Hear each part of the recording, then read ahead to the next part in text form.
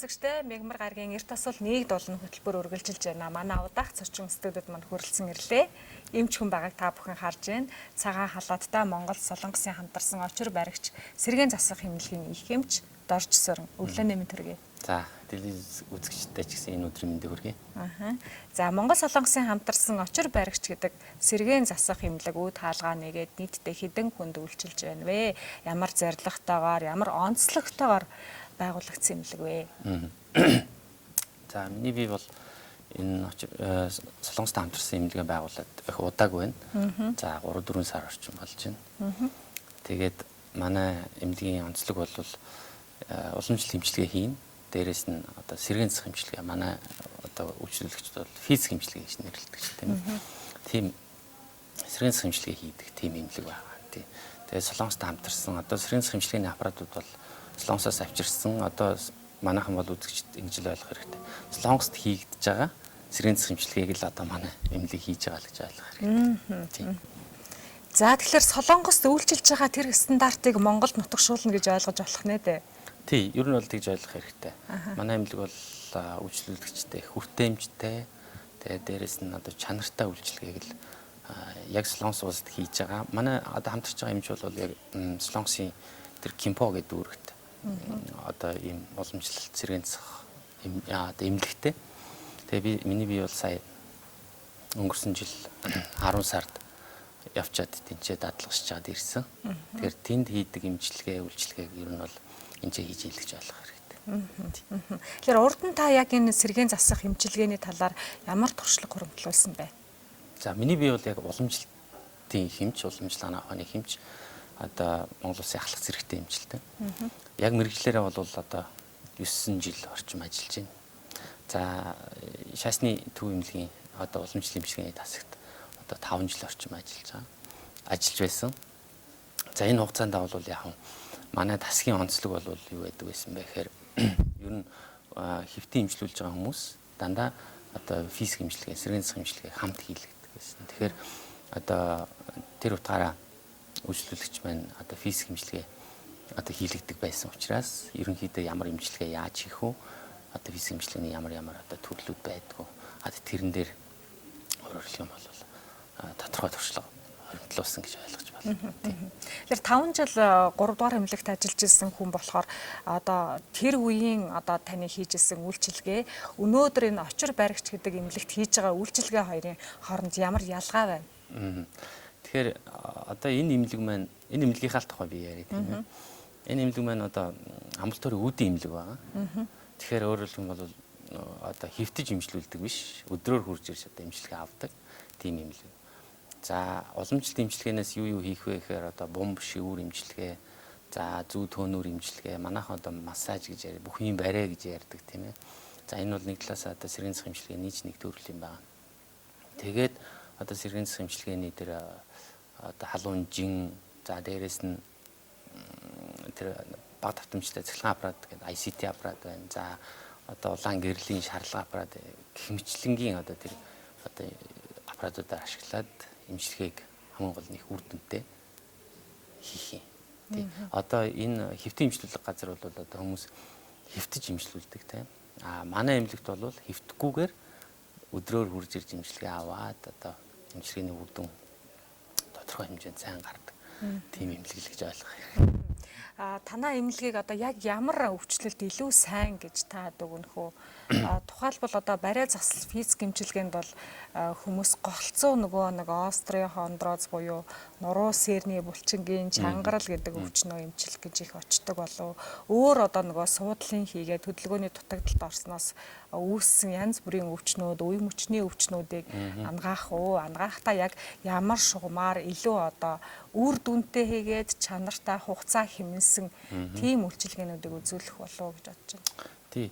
Яг таны хэлээд байгаа зүйл дөө.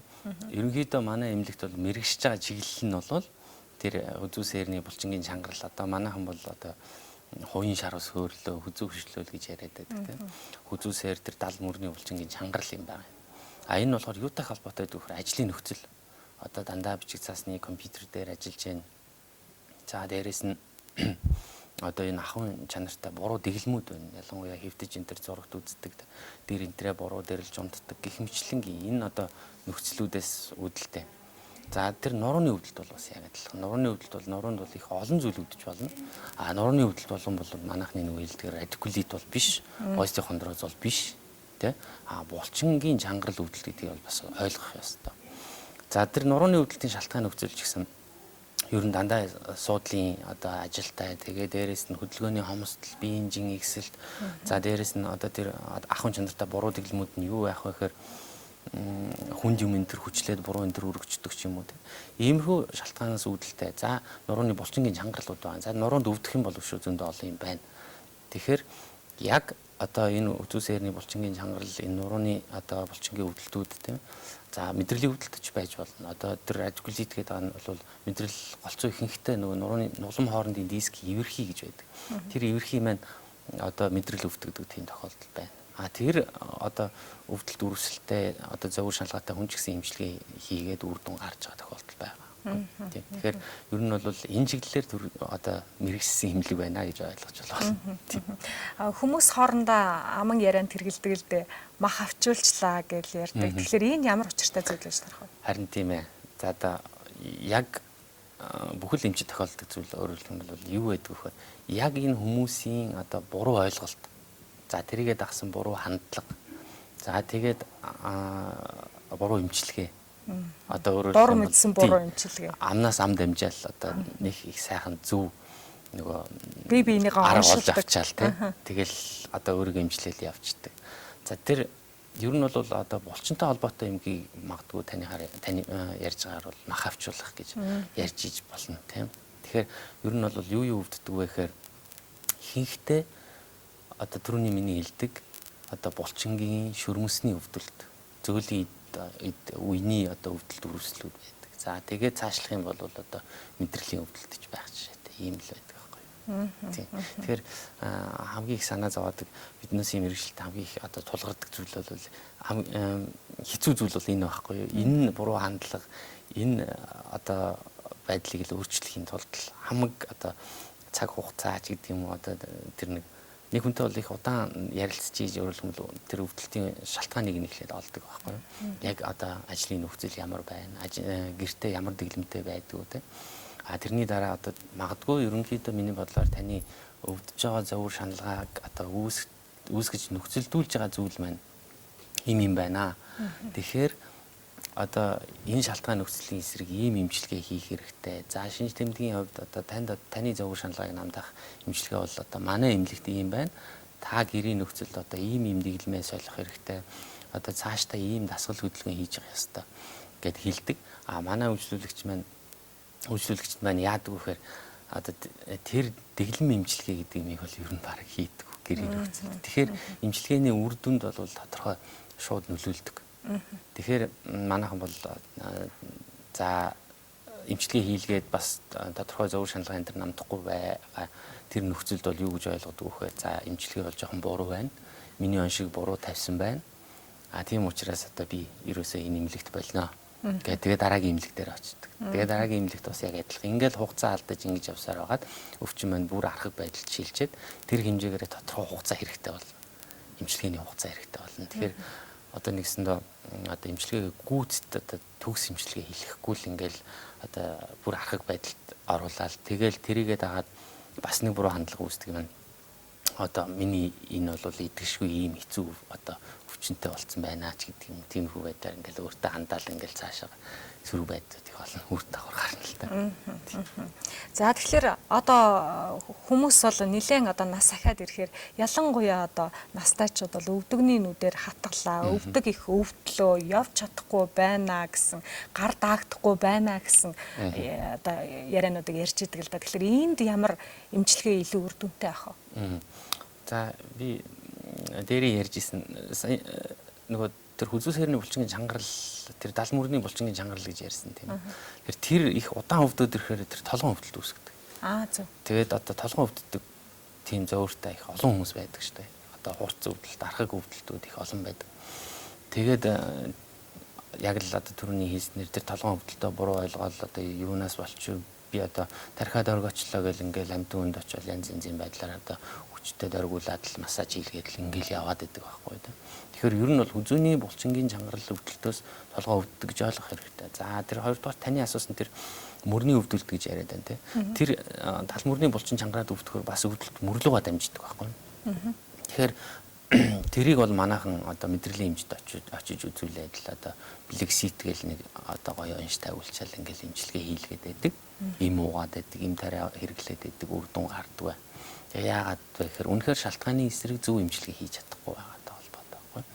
За тэр өвдөгний өвдөлтийн тухайд бол ерөнхийдөө голцоо настай хүмүүст их тохиолддог ба за ер нь бол бас нөгөө спортын төрлөөрийн гэмтлүүд байна. За спортын гэмтлүүд нь бол одоо ихэнхдээ залуучуудад ялангуяа тоглож байгаад одоо нэг жоохон эвгүй гიშгээд энэ тэр өвдөгнийхөө ч бай шагааныч бай тэр нөгөө шүрмс сунчдаг штэ.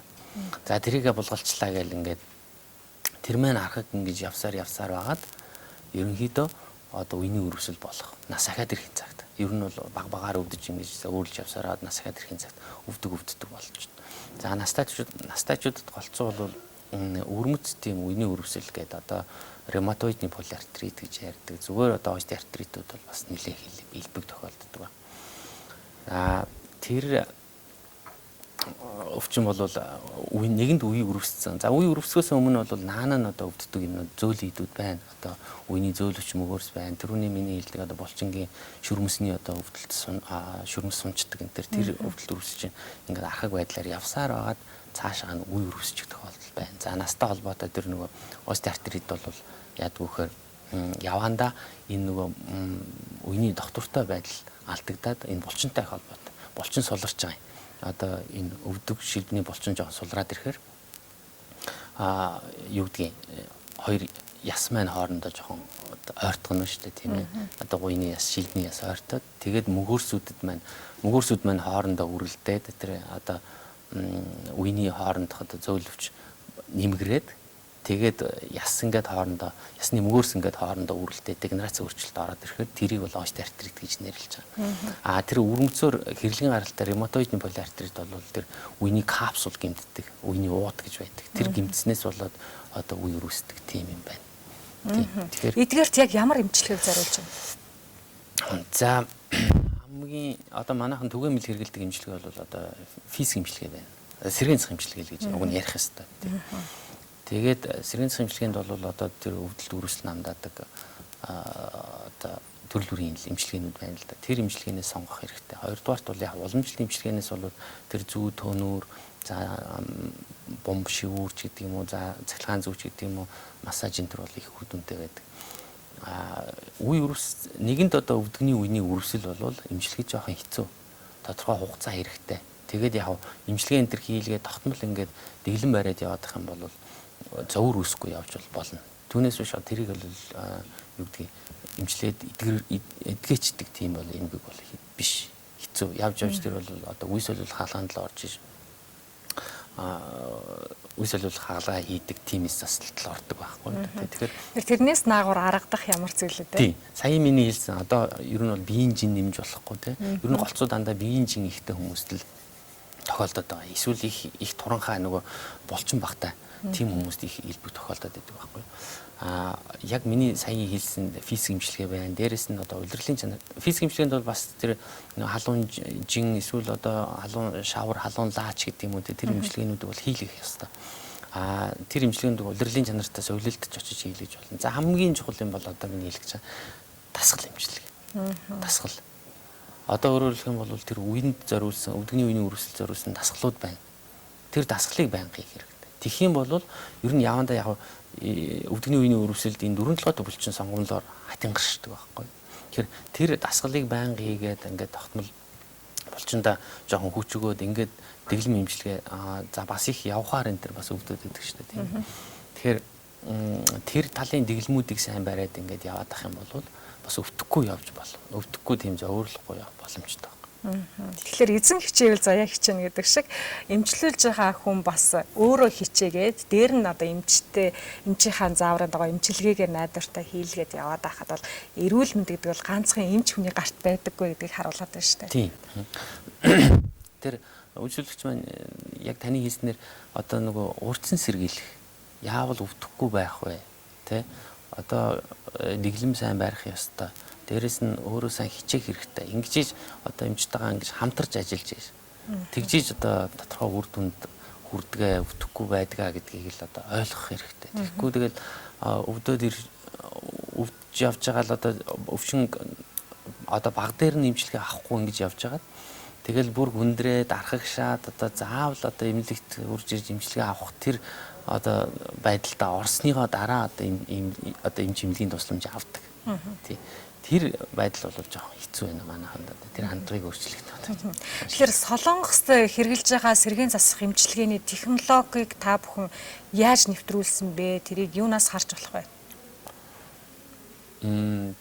За яг ерөнхийдөө зүгээр хийдэг стандартууд байна л да. Манайд ч хийгдэж байгаа л эмчилгээ, физик эмчилгээ, одоо сэргийн засах эмчилгээ бол адилхан. Түүнээс биш одоо Солонгост тэр хамгийн чухал юм бол тэр нэг хэрэгжилж байгаа эмчилгээнд хэрэгжилж байгаа одоо төхөөрөмжүүд, багаж тоног төхөөрөмжүүд нь өөрөлдөх юм бол их тийм аюул багтай одоо хэрэглэгдэх хялбар тэгээд их үр дүнтэй эмчилгээний үр дүн гаргадаг тийм л эмчилгээнүүд байгаа байхгүй. Тэгээд тэрийг одоо манай одоо эмнэлэгт хийж байгаа л гэж ойлгох хэрэгтэй. Түүнээс биш одоо аль ч эмнэлэгт одоо 3 дугаар улсын чанартай эмнэлгүүдэд хийдэг физик эмчилгээний арга техник бол яг л ижлэх юм байна шүү.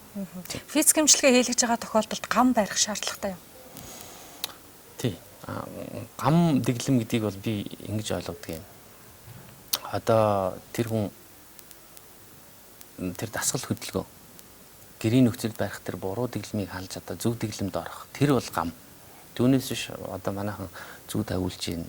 За би Монгол юм ууж гин. Тийм учраас одоо иймч дэглэм барих хэвээр хоол ундан дээрээ ч ингэх ёстой гэл одоо ер нь бол эмчилгээ хийлгэж байгаа би дэглэм барих хэвээр л гэл ингээд дэглэм гэдгийнхаа цаад учрыг одоо ойлгохгүй л явж байгаа байхгүй. Тэгэхээр тэр бол миний бодлоор яг өвдгөөд байгаа шалтгаан нөхцөлийг арилгах одоо тэр одоо гэрийн нөхцөлд одоо хийдэг тэр зөв дэглэмд орох, буруу дэглэмээ халах тэрийг л бол дэглэм эмчилгээ гэж нэрлэх ёстой байна. Муу зуршлаасаа салах. Тэгээд эмчийн зааврын дагуу одоо гэртээ хийх хэвээр өөрөөсөө хичээх хэвээр зөвлөг хийж ивэл дэглэм байх нэ. Тэгэхээр одоо Солонгосоос оруулж ирсэн найдвартай, чанартай хэрэглэхэд хялбар, аюулгүй энэ сэргийн засах эмчилгээний аппаратууд дээр одоо эмчилгээнд орё гэсэн хүмүүст нийгмийн хүртээмж болгох талаас нь та бүхэн ямар бодлогыг баримталж байна? За ер нь зүгээр яг ер нь хүмүүс ийм гадуур ийм хүмүүс байна л та жишээлх юм бол одоо ажилтай төрөлтэй хүмүүс ингээд эмнэлэгт очиод ингээд хандгаар цаг хугацаа хэрэгтэй байдаг. Тэгээд зарим нь болохоор заавал хэвтэж имжлүүлэх үр дүнтэйгээд энэ төр ингээд байдаг. Тэгэхээр манай эмнэлэг бол өдрөөр имжлэгээ хийдэг учраас яг тэр хүмүүст бол одоо боломж нээгдэж байгаа гэж ойлгож байна тийм ээ.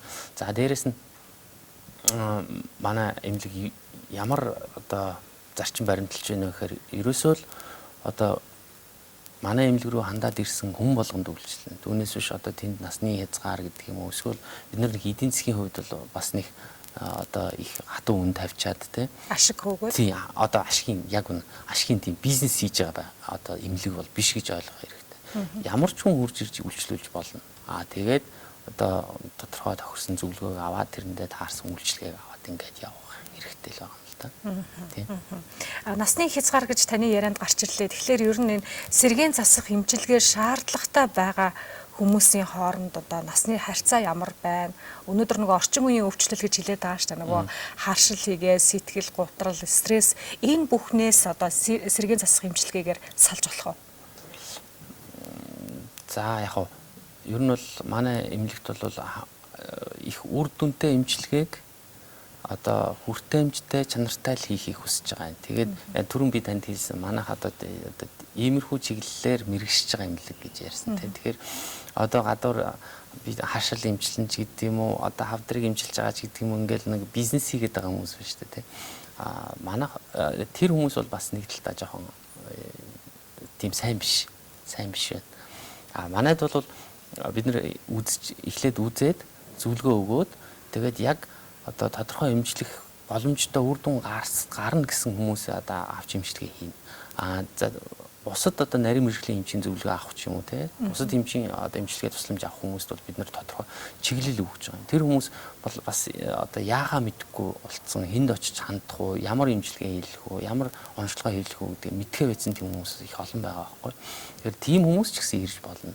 А тийм хүмүүс ирсэн тохиолдолд бид нэр за одоо юу гэдгийг таны онш магадгүй миний бодож байгаагаар тийм онш байна. Тийм учраас та ийм эмчилгээ ер нь бол хийдэг учраас та одоо тийм нарийн мэргэжлийн эмч рүү яваад тийм эмчилгээ тусламж аваарай гэдэг талаас нь илүү зөвлөгөө өгч чадах.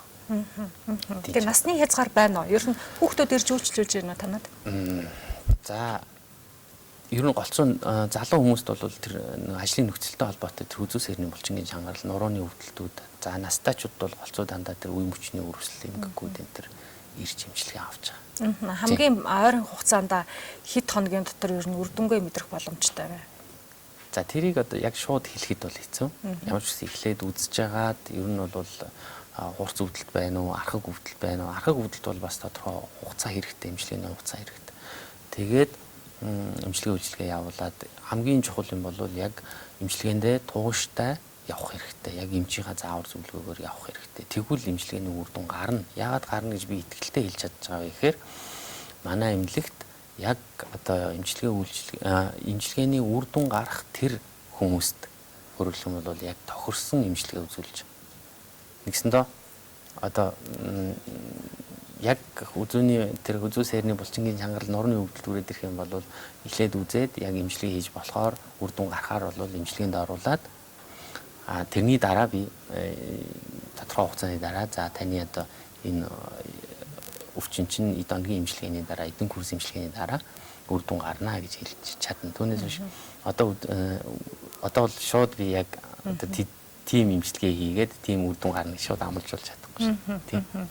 За баярлалаа. Ингээд өглөө эртлэн босож ирж манай үзэгчдийн эрүүл мэндэд одоо хандсан, чиглэсэн тэдний бас зарим нэг мэдэхгүй байгаа зүйлийг мэдүүлж өгсөн танд баярлалаа. Тэгээд Монгол Солонгосын хамтарсан очир баригч сэргээн засах эмнэлгийн нийт одоо ажилсаг хамт олонд ажлын өндөр амжилтыг хүсье. Дорж сүрэн эмчтэй баярлалаа. Тэгээд хамгийн гол нь нэгэнт сэргээн засах эмчилгээг та бүхэн хийлгэж байгаа бол ганцхан эмч эмнэлэгт өөрийнхөө эрүүл мэндийг даатгах бус яг одоо эмчийн хийлж өгсөн дэглэмийн дагуу өөрөө хичээгээд ингээд гурван талт хамтын ажиллагаа амжилтанд хүрнэ гэдгийг үзэгчдэд хэлэх байна. Ингээд танай эмнэлэг хаана байрлаж байгаа лээ? За манайх 3 дахь хооллын ачлаг дэлгүүрийн баруун талд Олонт банкны байрны 5 дахь хүртээ цэглэлтаар өгсөд гараад ирдэг. Тэгээд танай одоо телевизийн хамт олонд ч гэсэн баярлалаа. За дээрэс нь одоо та бүхэн нөгөө ярилцлага бол их богинохон цагт үргэлжилж байгаа учраас хүмүүст тийм хүртээмжтэй мэдээлэл өгөөгүй байж болно тийм. Тэгэхээр эмнэлэгт маань хандаад тодорхой одоо зөвлөгөөг за зарим талын зөвлөгөөг бол би өмнө төлбөргүй өгдөг. Тий. За тодорхой хэмжээний одоо би өөрөө хүч хөдөлмөр зарцуулж ингэж байгаа учраас тодорхой хэмжээний өмнө төлбөр аавн зарим хүмүүсээс тийм ээ. Тэгэхээр манай эмнэлэгт ирээд өшөө тодорхой бүр зөвлөгөөг нарийн зөвлөгөөг аваасай тий эрүүл мэндэд анхаараасай манай монголчууд хамаа бол анхаараасай тэр нэг одоо буруу хандлага гэж яриад байгаа тийм ээ тэр нэг өвчний талаар нэг буруу ойлголт тэгээ тэрийг одоо эмчилсэн одоо өөрийн тийм одоо нэг амнаас ам дамжсан хүмүүсийн яриагаар тийм эмчилгээ авдаг тийм эмчилгээ хийдэг өөрөө дор мэддэг тэр нэг байдлаасаа салаасай гэж хамгийн гол нь хүсэх байна. За баярлалаа. Ингээд Монгол Солонгосын хамтарсан уламжлалт хангаах ухааны очир баригч сэргээн засах эмнэлгийн утсыг та бүхэн тэмдэглээд аваарай. Дэлгэцэн дагуур тавиатайгаа. Ингээд Монгол улсаа хөгжүүлэх гэсэн ураатай манай телевизийн Мегмар гарагийн дугаарт эмч хүн оролцлоо. Хамгийн гол нь Монгол улсаа хөгжүүлэхэд эрүүл монгол хүн хамгийн ихийг бүтээж одоо байгуулах учиртай юмаа гэдгийг хэлэх байна. Ингээд эрхэм үзэгчтэй та бүхний өнөөдрийн ажил үсэд өндөр амжилтыг хүсье. Танд баярлалаа. За баярлалаа.